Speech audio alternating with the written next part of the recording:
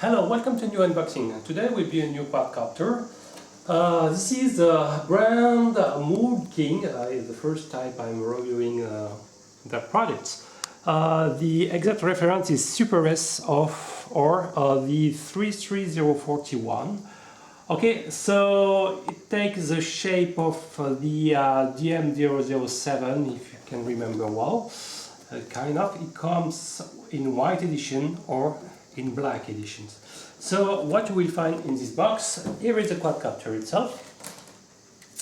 So as you can see, the size is between micro and mini quadcopter 1-on-1, so-called them, the crony. Okay, why not? So came with this larger, taller landing gears. Okay, I will enter in more details in a few minutes. So what you will find in the box, 4 pop guards. They are pretty efficient. Well, more or less. I would expect a frontal pot, but it's okay. Each of them weighs close to 2 grams, if I'm not wrong. Okay, 2 grams exactly, 2.1. It came with a camera module, so you have the 2 versions of the camera, the 2 megapixel and the 5 one. So this module is pretty light. This is a 2 megapixel one, 6 grams 7, so it's not bad.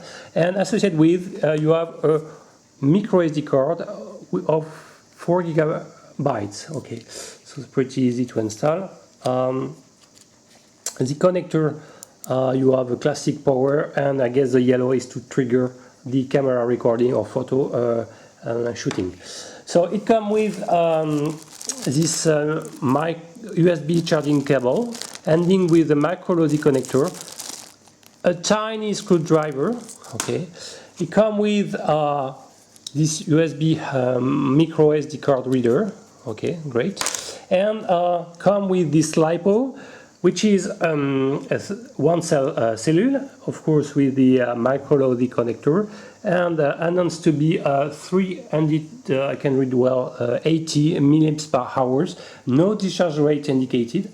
Okay, so and the battery itself weighs 10 grams 5. I can give the dimension if you are interested by. Okay, so in length you have something like 36 millimeters, in with something like, sorry, let's say 21, and in 8 something like 9, let's say 9. Okay, it comes also with these 2 piece of foam. I didn't understood yet what it's used for. Maybe to attach beneath the camera module between the quadcopter and the camera, maybe to absorb some vibration. I'm not sure of it. There is also this transmitter. If you can see, it's similar to the DJI Phantom transmitter, with this kind of stylized curved transmitter. 4 bumpers button. Okay, the lower left one is to select the speed mode. 3 speed modes are available. The top right one is to take photos, or if you long press on it over 2 seconds, is to activate headless mode. The top right shoulder button is to turn on or off the camera recording, or if you long press on it, is to actionate the K home return, well, more or less a kind of pseudo return to home. Finally, the last one is to perform flips, and after you have to indicate it. You have some trim button, very basic, for forward, backward, and left and right movement. Okay, basic, no LCD display. That's also, it means that trims you have been done by the sound. When you have a long beak, it means you are centralized. Okay, I will return now to the quadcopter itself. What I like, you can have this longer landing gears. It means that the ground clearance beneath is something like, I can measure, is something like more than close to 5 centimeters of ground clearance, so it's pretty good. Yes, you have something like this, at least 5 centimeters. It means that if you want even more, I would say 5 centimeters 5, you can install a small FPV kit if you want. You have enough free room business to install such kind, or any kind of small tiny camera. The canopy is made with a very flexible plastic. It's pretty light. I can measure. I will use this box as star. Okay, you will see. So without batteries, I will use this box as star. Okay, check. Okay, you will see that without battery, without anything, the quadcopter itself scales 62 grams, 63 almost. So it's pretty light. It's a gear driven system. So you have some 7mm by 20 coreless motors, and both gears and the pinion are in nylon, so it's pretty good for meshing and durability. Unfortunately, you don't have any ball bearings. It's just a shaft in contact with the plastic. So it means time to time you should add a drop of silicone holes in the main shaft to ensure that there are no friction. It's a drawback. I would expect to have tiny, maybe ball bearings at least. Here you can find the battery bay. So on the top of the or bottom part of the battery bay, you can find the micro LED connector and the free room. So as you will see, there is a lot of free room to welcome the battery. You can, if you want, you can install a longer one, no problem at all, and you can insert. So you can add maybe 1 centimeter longer LiPo battery, maybe a 550 can fit. Maybe yes, maybe it's possible.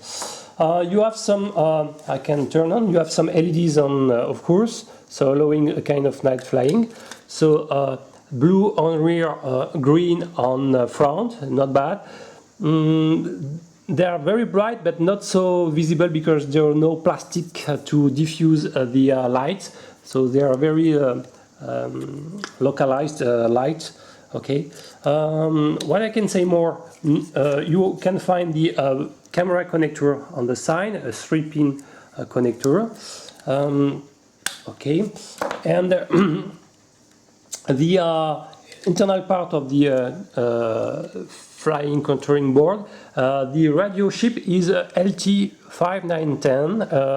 I'm not really worried about this frequency radio chip, but in practice the radio range was already pretty good. And the good news, you can see some small hole on the top of the canopy, and one of them you can pass through it the antenna. So you you have just to bend the antenna vertically and to pass the antenna through it, and like this, the antenna installed vertically, you will optimize the horizontal range control. So I had at least 100 meters without problem. I can maybe expect more with its tiny modes of the antenna.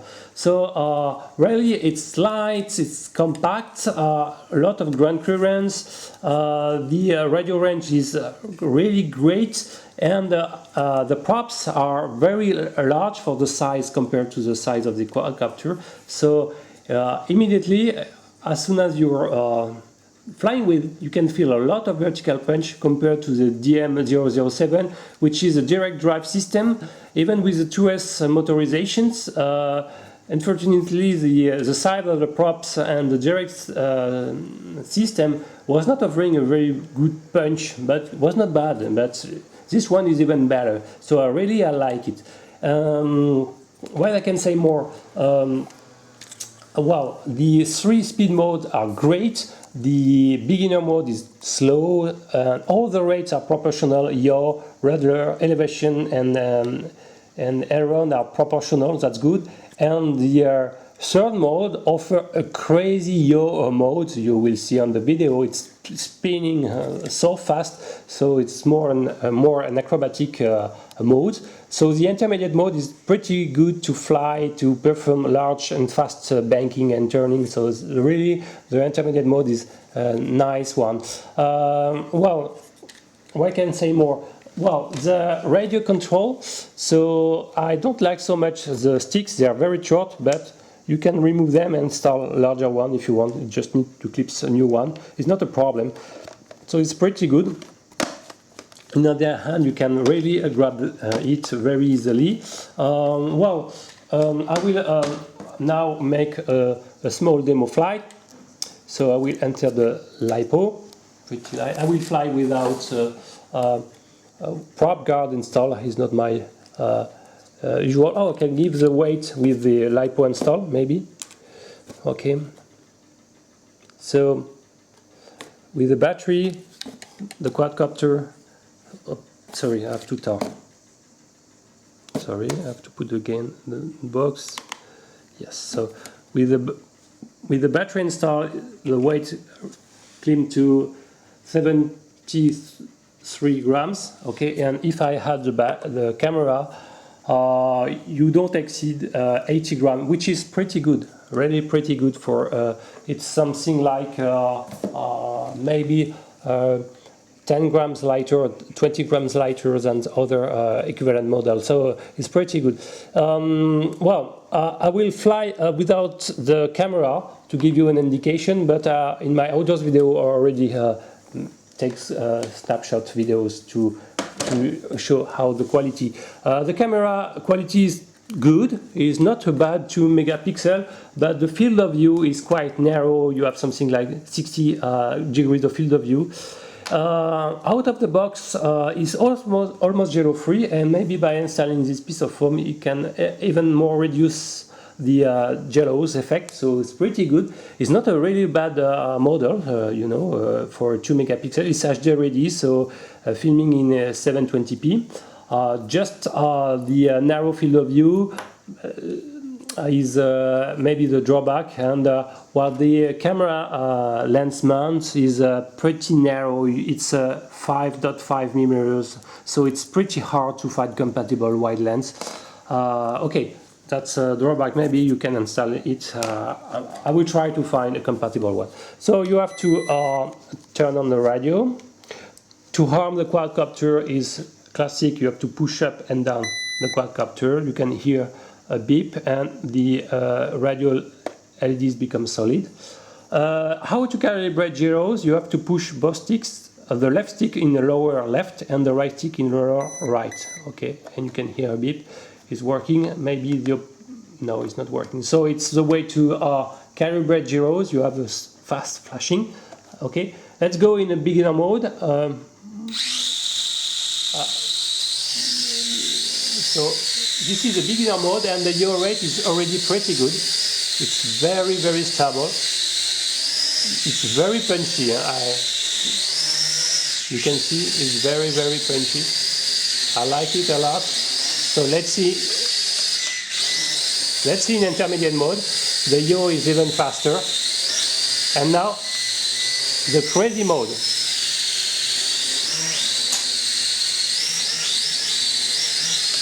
Okay, I return to beginner mode because it's too fast, and no, intermediate mode, no.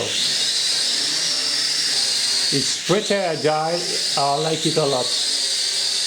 You can feel a lot of power. It's pretty stable, very good. It's not drifting at all.